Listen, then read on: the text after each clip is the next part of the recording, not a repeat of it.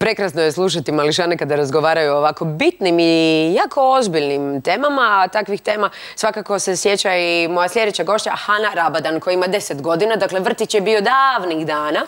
Sada ti 5. razred osnovne škole, redovne i 4. glazbene. Kako to da si odlučila svirati violončelo, pogotovo da je i veća od tebe? Pa imam jako lijep zvuk. Moja mama ga svira, radi u Velikoj Gorici kao profesorica, pa me to potaklo da sviram violončelo. Ali nije samo da mama u obitelji svira, i tata svira nešto? Ne, i tata i brat sviraju. I koliko dugo si već zaljubljena u ove instrumenti, je li ti ikad neki drugi pao na pamet? Pa nije, ali onako, ponekad doma sviram klavir, gitaru. Želiš jednog dana postati profesionalna glazbenica? Da. Što sanjaš kada sanjaš vezano uz glazbu? Pa sanjam da ću postati profesionalna glazbenica. Orkestar ili solo violončelistica? Solo violončelistica. Što ti je najdraže svirati? Pa barok. Barok. I takve stvari.